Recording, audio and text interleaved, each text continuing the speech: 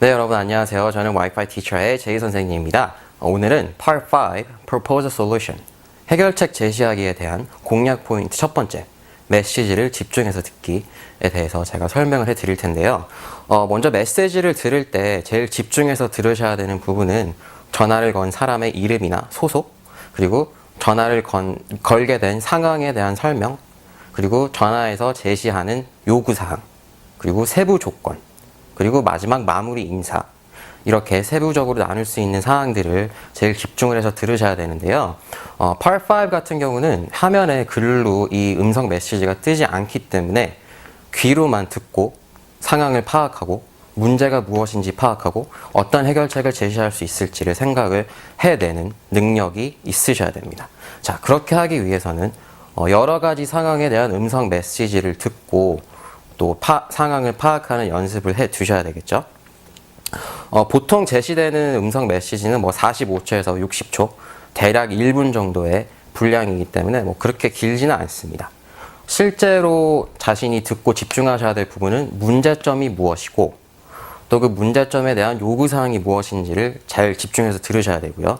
나머지 그 사람의 이름이나 소속, 그리고 마무리 인사, 이런 것들은 그렇게 집중을 하셔서 들을 필요는 없습니다. 그렇지만 그래도 집중을 해서 들으셔야 되는 부분 외에 부가적인 사항도 잘 들으셔야 되긴 하겠죠. 그리고 마지막으로 전화 메시지를 들을 때 제가 항상 얘기하는 부분인데요. 한국 분들이 영어를 배우실 때 먼저 문장을 눈으로 보고 아니면 귀로 듣고 그리고 그 영어로 된 부분을 한국말로 다시 번역을 하시고 그 문장의 뜻을 파악을 하시는 분들이 굉장히 많으신데요. 이거는 굳이 그렇게 하지 않으려고 해도 자신의 모국어가 있기 때문에 그렇게 될 수밖에 없죠. 그런데 이렇게 하시면 실제 시험을 보실 때 시간이 너무 많이 소요가 되기 때문에 답변을 완벽하게 생각을 해내기도 전에 답변을 해버려야 되는 그런 불상사가 벌어질 수가 있습니다. 그래서 평소에 무슨 연습을 해 두셔야 되냐면은 영어로 음성 메시지가 영어로 제시가 됐을 때 그것을 한국말로 굳이 번역을 하지 않고 내용을 파악하는 정도의 hearing 스킬이 있어야 됩니다. 자, 그 스킬이 있으려면 어떻게 해야 될까요? 바로 여러 가지 상황에 대한 음성 메시지를 계속 반복해서 듣고 상황을 파악해내는 연습을 하시면 되겠죠. 자, 제가 메시지를 들을 때 집중해서 들어야 될 내용들 하나하나 천천히 설명을 해드릴게요. 먼저 첫 번째, 전화를 건 사람의 이름과 소속. 처음에 음성 메시지가 시작이 되게 되면은 보통 이런 식으로 시작이 됩니다. 제가 읽어드릴게요. Hi, this is Ryan from Wi-Fi Bakery. 안녕하세요. 저는 와이파이 빵집의 라이언입니다. 그리고 두 번째에 Hello, this is Jay from Apartment 104. 안녕하세요. 저는 아파트 104호실에 있는 제이입니다.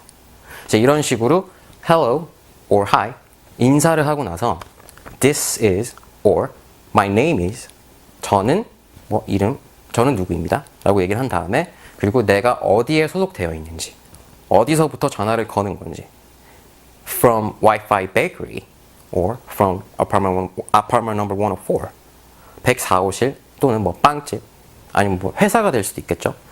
Hi, this is Ryan from the bank. 은행에서 라이언이 전화드립니다. 이런 식으로 자신의 소개가 나오게 됩니다. 그리고 두 번째, 전화를 건 이유, 문제점이 무엇인지를 들려주는 내용이 되겠죠. 두 번째 내용이 되겠는데요. 제가 또 예를 들어서 설명을 해드릴게요. Example number 1. I'm calling to let you know that I still haven't received the DVDs that I ordered last month. 한 번 더. I am calling to let you know that I still haven't received the DVDs that I ordered last month. 이게 무슨 말인지 이해하셨나요? 바로 자신이 저번 달에 주문한 DVD가 아직도 배달이 되지 않았다. 이런 얘기가 되겠죠. 두 번째 예를 또 들어드릴게요. However, I've just noticed that my new phone has dead pixels in the screen. 한 번 더. However, I've just noticed that my new phone has dead pixels in the screen. 내가 지금 지금 봤는데 전화기 모니터상에 죽어있는 화소가 있어요. 그걸 지금 막 발견을 했어요. 이런 말이죠. 보통 이런 식으로 뭐 내가 뭐 산 물건, 아니면 내가 배달을 받은 물건, 아니면 내가 뭐 주문을 한 물건, 이런 사물에 대한 것을 얘기할 때는 뭐 데미지가 있다, 아직 나한테 오지 않았다, 잘못된 걸 받았다, 이런 식의 문제점이 보통 제시가 됩니다. 그런 것들은 이제 저희가 나중에 practice assignment를 해 보시다 보면은 여러 가지 상황에 대한 문제점들 파악하실 수 있는 능력이 생기실 거예요. 지금 그냥 예를 들어드린 거고요. 그리고 세 번째로 집중하셔서 들어야 될 부분은 바로 요구사항이나 세부 조건을 파악하기. 이제 문제점이 예를 들어서 뭐 내가 산 물건에 뭐 고장난 부분이 있습니다.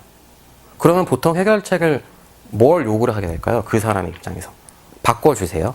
새로 교환이 가능할까요? 환불해주세요. 고쳐주실 수 있어요? 뭐 이런 부분들을 요구를 하게 되겠죠. 자, 이제 그런 것들을 어떤 식으로 요구를 하게 되는지 제가 또 예를 들어드리겠습니다. On Wednesday, I'll be out of the town the rest of the week. So I'd like to get it by Wednesday to avoid inconveniences. 한 번 더 천천히. On Wednesday, I'll be out of the town for the rest of the week. So I would like to get it by Wednesday to avoid any inconveniences. 자, 이게 무슨 말이냐면은 뭐 배달을 시켰는데 좀 배달이 늦어지고 있는 상황인 것 같아요. 자, 이제 그런 상황에서 나는 이번 주 내내 지금 사는 동네 밖으로 뭐 나가 있어야 될 일이 있으니까 가능하다면 Wednesday, 수요일까지 배달을 해 주실 수 있나요? 주실 수 있으세요?